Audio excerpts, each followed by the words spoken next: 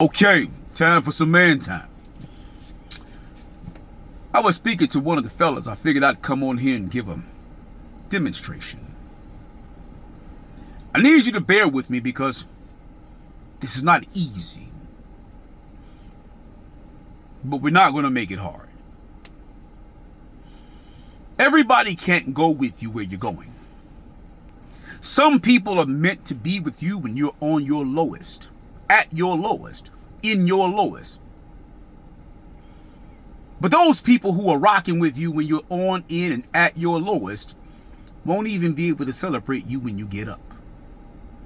The reason for that is because when you're on your low, at your low, or in your lowest moment, and they're right there, your lowest moment is their highest.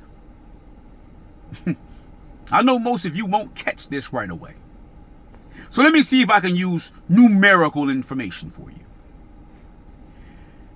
If I've gone from 0 to 1 to 2 to 3, and then I fall back down to 1, and the person who was on 1 helps me up, we're both still on 1. That person has not been to 2 or 3. So they don't know anything about 2. They don't know anything about 3, which means they cannot help me get to 2. They cannot help me get to 3. They can only help me at 1, which then means my low is their high. Did you catch it? I used to deal with chicks, man, and when I'd be on my ass, they'd kick into gear and they'd help me. And they'd forget that when I was up, I would spend way more money than they would even think to spend because I was so accustomed to being up. You know, above 1, on 2 or 3, maybe 4 or 5. And then sometimes I fall off because I didn't put things in place to prevent me from falling so low. However, I at least had the experiences and or, how would I say, the know-how to deal and finagle on these upper levels. They had no understanding, no knowledge, no experience. So then they'd help me when I was on my ass back at 1, thinking they were in front, and they were. They were in front of the help. They were not in front of the level. We were on the same level. Because had I fallen to 2 and they were on 1, they wouldn't even see me. Am I making sense, love? Yes. Then what would happen is when I would get up, they would still want to be in the front. You know, priority. But if I gave them priority, it keeps me at 1. Now that I'm up and I'm able to move and do what I was usually doing, which means go back to 2, 3, 4, and 5, if I stay behind them, I stay at 1 because they've never been to 2 or 3 or 4 or 5. Which then means I either have to leave them behind or they have to get behind me and push. You see, when I was down, they pulled me up. But now that I'm up and I'm back stronger, I'm also back faster. I'm also back more mindful, more wiser, more capable, more able, more culpable. And they cannot be in the front of that. Now they have to get behind me and push, but they don't want to.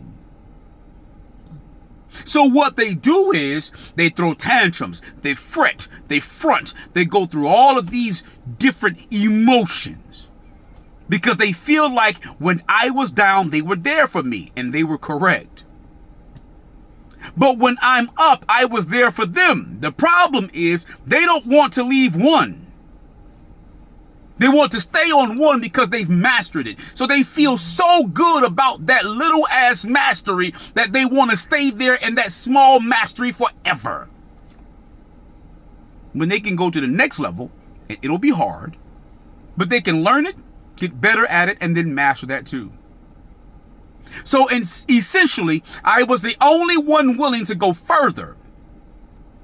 And then when I would leave them, they'd say, I helped you when you were down, but when you got up, you abandoned me. You left me. And my response to them is, no, I didn't leave you.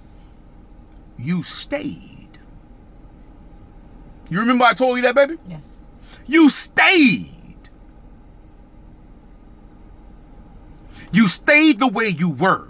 You stayed with the people who you were with. You stayed in the same space, doing the same things, with the same state of mind, with the same people, and I changed. I wanted more, bigger, better, higher.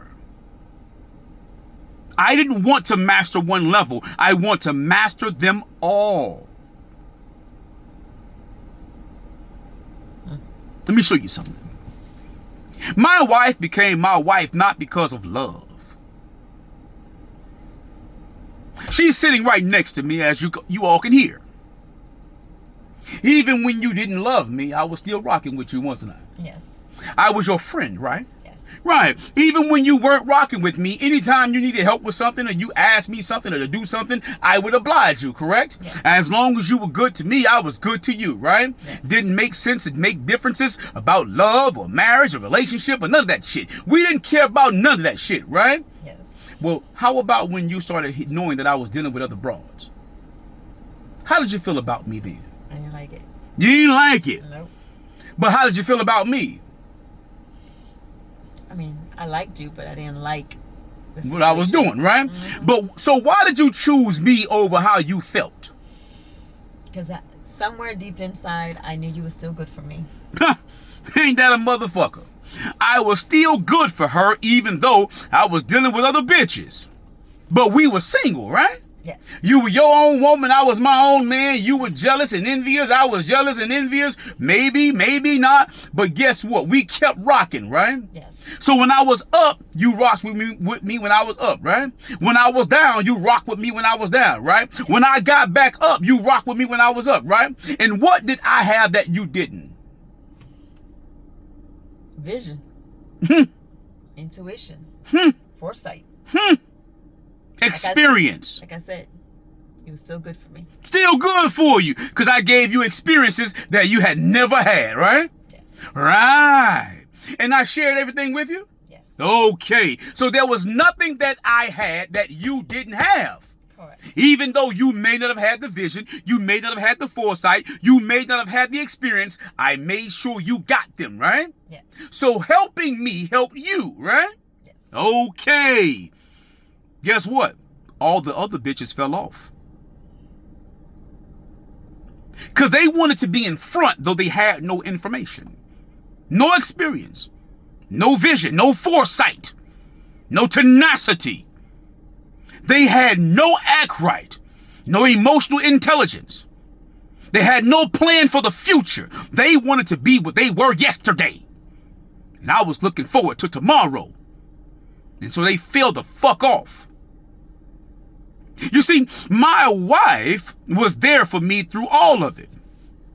She was my friend, even before she was my girlfriend. Am I correct? Yes, baby. She was my friend, even before she was my lover.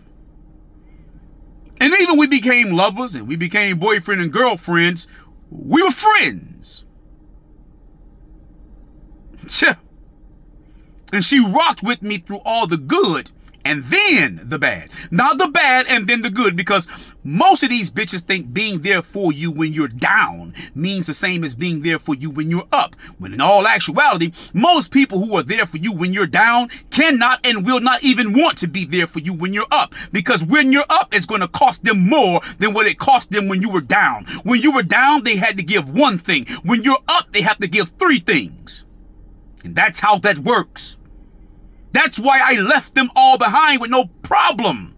Because they're only built for down. They're not built for up. They're only built for struggle. They're not built for comfort. They're only built for suffrage. They're not built when you're at peace and when you're striving and when you're succeeding in life. They're not built for the hard work. They're only built for the easy shit.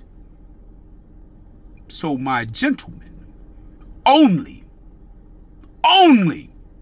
attach yourself to people who are built for the bigger, harder, more difficult things. And I assure you, you will never lose.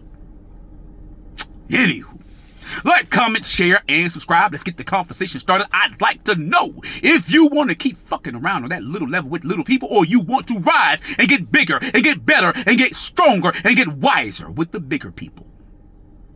And until next time, man time out.